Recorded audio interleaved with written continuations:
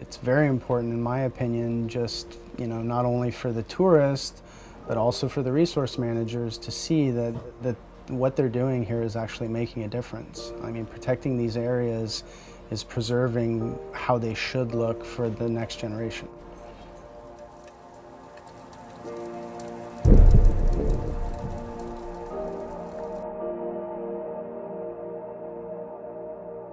The Exuma Keys Land and Sea Park is absolutely magical. Every shade of blue you can imagine. There's nothing that competes with blues in Exuma. There's no comparison to anywhere else. It's one of the most beautiful places on earth. Where time seems to slow down or almost stand still.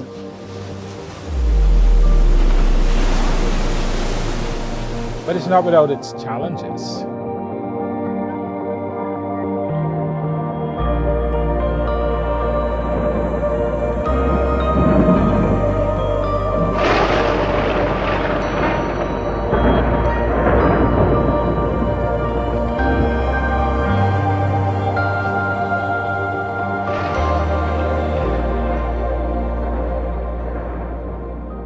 The management of the Exuma Keys Land and Sea Park is quite unique compared to other places. The park is managed by the Bahamas National Trust, which is a non-profit, non-government membership organization.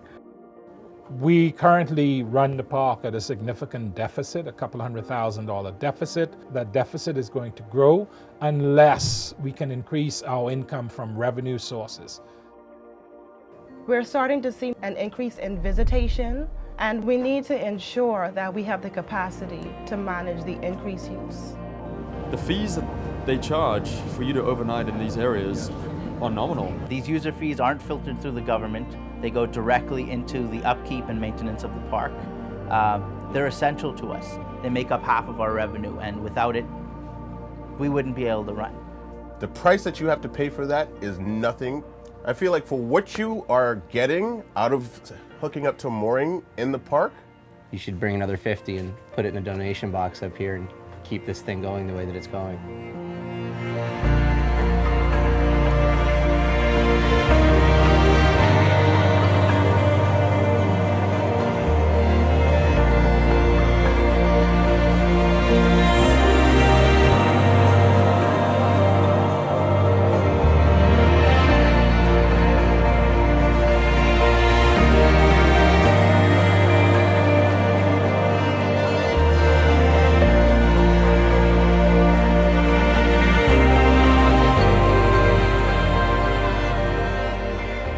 A lot of the fish that people are catching locally in the Bahamas as food fish, not just Nassau grouper, but for snappers and other large grouper species, are the ones we're seeing greater abundances of in the park. The millions and millions that are born here swim out and they become fair game, which is why protecting them in this space where there's no fishing pressure is absolutely the right thing to do. We have a major issue with poaching. Conch populations in the Bahamas are in trouble, and the primary source of that trouble would be overexploitation. They need to understand that once it's gone, it's gone. There's no, oh, you wait 10 years and they'll be back.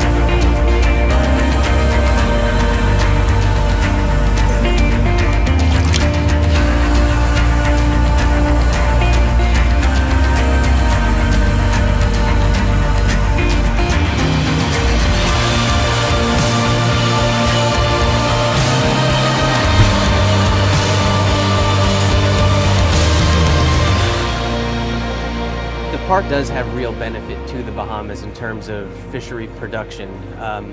We know that, like for Nassau grouper, The park is a major contributor to spawning populations elsewhere in the Bahamas. We know that for conch and lobster also, that breeding that takes place in the park is reseeding areas outside of it. So the park really is working in protecting some of these key species.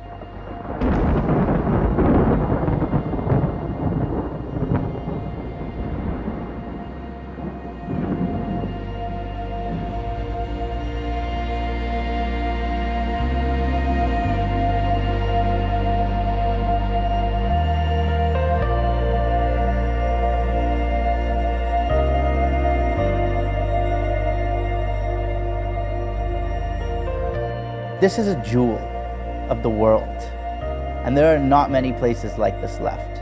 And if we don't fight for it, then there's no hope.